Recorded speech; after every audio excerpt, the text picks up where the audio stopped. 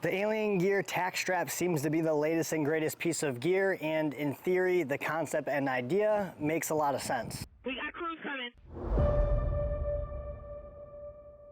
It's always nice when someone else spends the money and gives you honest feedback, so you can decide whether it will actually be useful before you spend the money on it yourself. This isn't going to be a full in-depth review because I just put this thing together, but after a couple months or so, I'll make a proper review and I'll update whether or not I am even still using it. I will, however, give you my initial impressions and go over my history with thigh straps or holster straps to give you an idea of my way of thinking around them and why I didn't use the thigh strap that Alien Gear had initially sent me with the Rapid Force holster itself. If you're not familiar with the Taq Strap, it's a standalone tourniquet that can be attached to your belt or used as a thigh strap for your holster like I am doing here.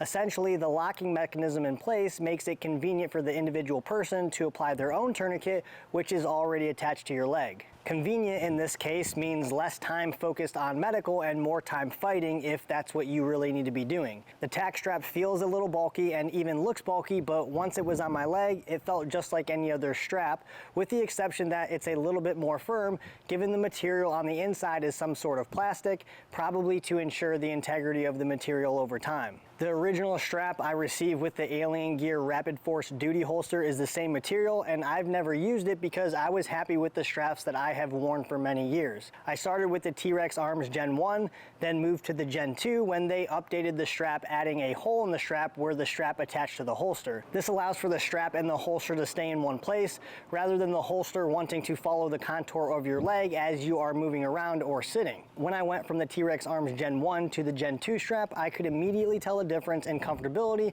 and less movement from my holster.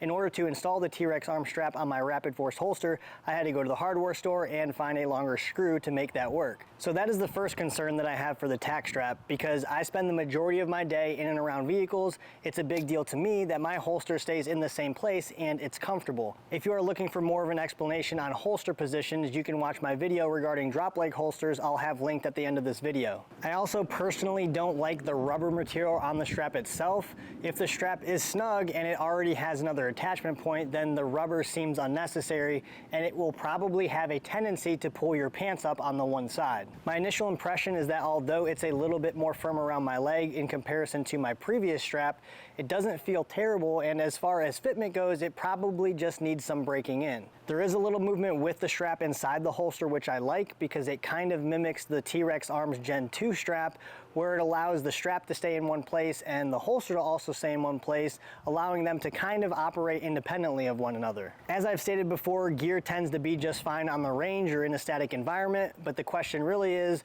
will this be comfortable enough for daily duty use, and where exactly are we drawing the line on practicality? All of that information I'll have in the next video on the Taq Strap. If that's something you are interested in, subscribe to the channel and hit the notification bell to be notified.